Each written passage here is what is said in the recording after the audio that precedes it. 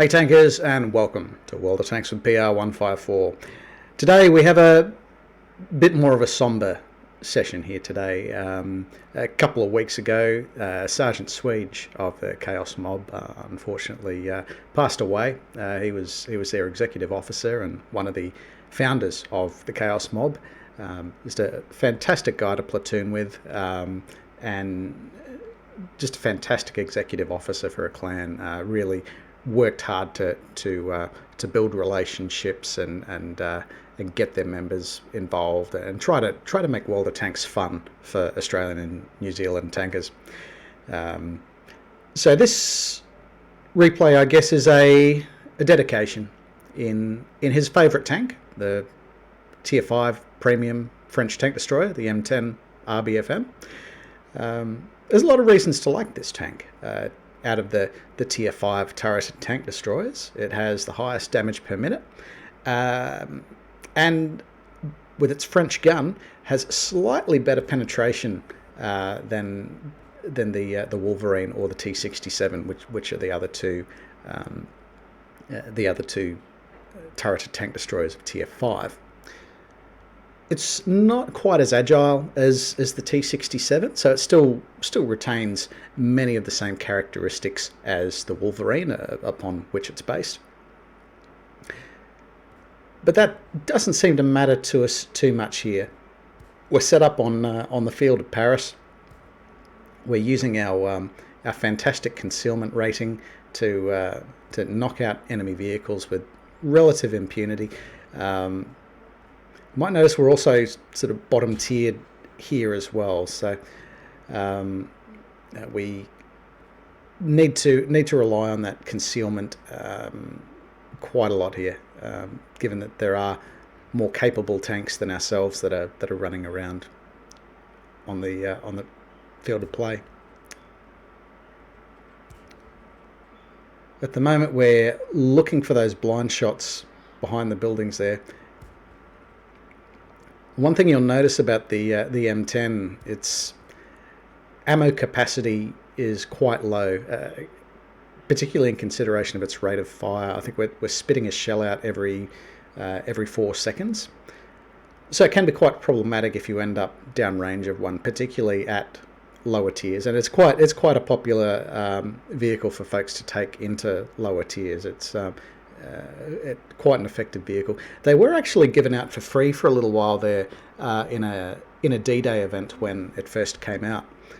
So a lot of players that were sort of grinding for it through that event could quite straightforwardly by turning up to play every day could pick this tank up on their own. For everyone else, though, it can be obtained relatively inexpensively in the Bond shop as well.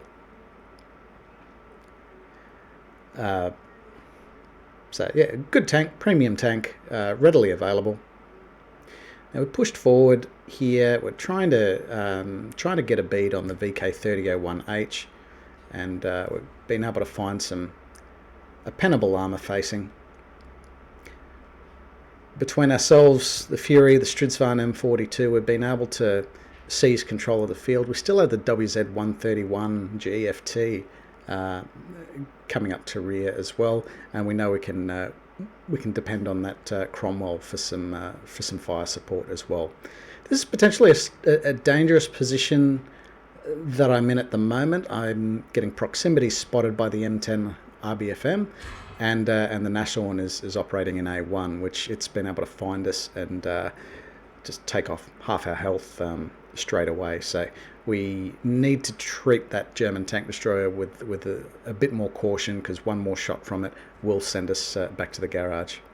Popping out again now that the Stridsvagn M42 has identified it. Starting to take some hit points off it, and we'll follow up as well. So that becomes our second kill of the game. Moving in, the team's made some relatively helpful gains in other areas of the field. We're just sort of popping out to engage this Thunderbolt. Really counting on... oh, we managed to bounce a shot from it there. All right. Slightly slightly dangerous hit point position for us now. Only 15 HP left in the tank, so need to be super careful here. Fortunately, the M10 RBFM's been distracted by the Chinese tank destroyer, and we've been able to get a large number of shots into it for our 4th kill of the game. Moving in now, we can see our team's been able to pin down quite a few tier 6 enemy vehicles in the JK 5-6 grids, so we can hopefully at this point in time move up and get some flanking fire into there. So we have drawn down quite heavily on our ammo capacity, so we're just down to a couple of shots of the standard armor piercing left. Now we absolutely do not want to poke that corner with a tier 6 heavy tank looking, because again we only have 15 hit points left. Even a high explosive round has a very high chance of sending us back to the garage there. So we'll just try to reverse out of trouble.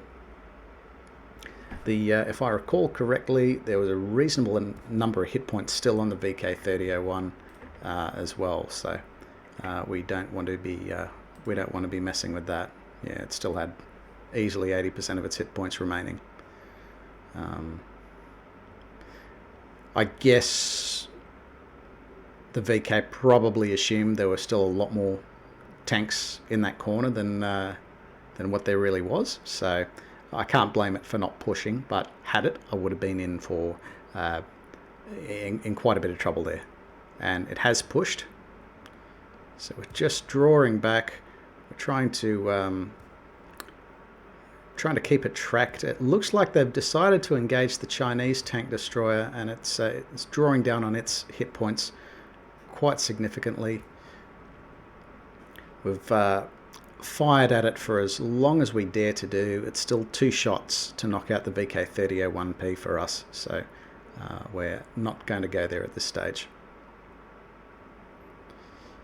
Now this, again, one of the drawbacks that the M10 RBFM and the Wolverine has against the T67 is it is a bit more of a sluggish vehicle.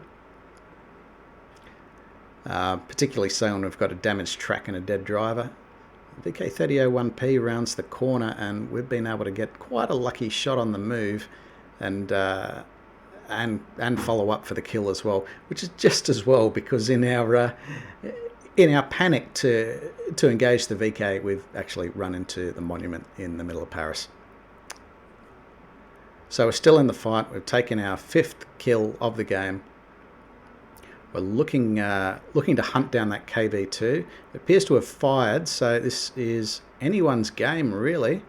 So 1 shot, 2 shot, and that's Top Gun medal there in the M10 RBFM. So let's take a look at the results. So that's a win in the Tier 5 French Premium Tank Destroyer, the M10 RBFM. For our efforts there, we've managed to ace the vehicle and Top Gun for securing at least 6 kills on the enemy. We picked up a couple of other badges of merit here as well. Bruiser for causing damage to enemy modules at least 5 times in the course of battle. Duelist for destroying at least 2 vehicles that have caused damage to us in turn. And of course the Fire for Effect medal for doing at least 8 hit points in damage, which when we only had 470 hit points to play with, you really only need to land sort of 4 or 5 penetrating hits in order to make that up. We've come away with over 3,000 hit points of damage, which we're quite happy with, and of course 6 kills on the enemy team. Having a look at the team scores, we've managed a top by experience placement by quite a significant margin there.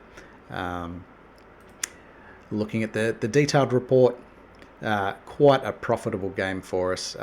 Taking out the effect of the battle payments, we've come away with 76,000 credits at Tier 5, and that's in spite of losing a bit of premium ammunition as well. So you can see why I guess the M10 RBFM is such a go-to tank for a lot of people that like to enjoy some low-risk credit recovery at low tiers.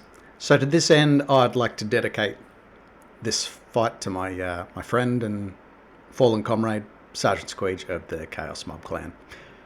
This one's to you, mate.